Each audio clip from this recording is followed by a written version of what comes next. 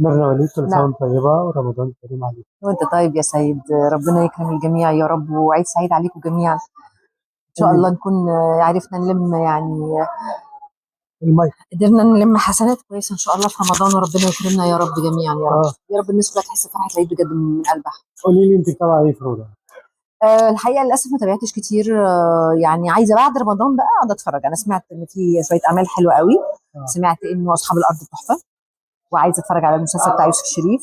وسمعت ان شفت حلقه من المسلسل بتاع ريهام عبد الغفور، جميل قوي. فعايزه بقى نرجس. بعد نرجس، عايزه بقى بعد ما الدنيا تخلص كده. ومبسوطه قوي بمسلسل بتاع اتنين غيرنا، اه الاغنيه بتاعته خطيره، اه بعشقها. ففي شويه وهي اغاني كيميا حلوه. دي برضو من ضمن المسلسلات ما اللي شفتش للاسف لسه، حلوة. بس بعد رمضان كده ما مصطفى يخلص غريب ونهدى بنقعد دي. بقى نبتدي نمسك المسلسلات كده، مسلسل مسلسل نتفرج عليه. انت المسرحية في عرض بعد العيد هعرض ان ولا شاء الله من تاني يوم العيد باذن الله في مصر الجديدة. مسرحية؟ العرض قد ايه؟ كام يوم؟ 15 يوم ان شاء الله 15 يوم. باذن الله. قولي لي معاك مين مشاركك في المسرحية؟ استاذ مصطفى شوقي.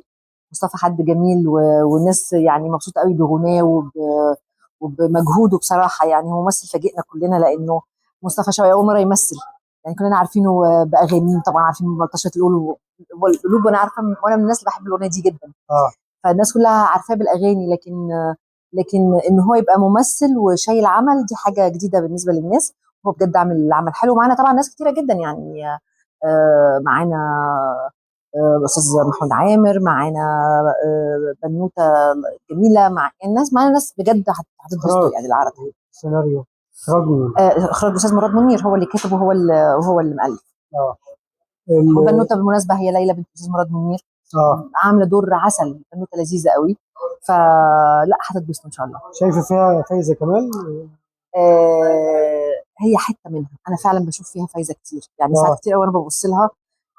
انا عشان اشتغلت مع الاستاذه فايزه كمال الله يرحمها، وفعلا بحبها، يعني كانت ملاك بيخش اللوكيشن، ما اه كانتش بني ادم عادي، يعني عارفه اه ازاي. ف... فوانا يعني كتير قوي بتكلم معاها، بشوف روح الاستاذه فايزه كمال، مش كده بحب البنت قوي. ميرنا وليد، لو حابة تدي نصيحة للجيل الجديد من الممثلات يا عيني، اليوم تقولي لهم؟ يا عيني على الجيل الجديد والله. يعني سيبك من الممثلات، يعني الممثلات بشكل عام، خدوا شغلكم بشكل جدي شويه. يعني شغلتنا شغلانه حلوه قوي، بس قاسيه قوي، اه جديه جدا. شغلتنا مش برستيج، مش شهره بس، مش فلوس بس، لا. ده مش ما ينفعش ابدا يبقى التارجت بتاعك انك مش هتنجح. مم. خد شغلك بشكل جدي جدا، حبه بجد، احترمه بجد. هتلاقي نفسك بتنجح، والناس بيوصل لها جديتك.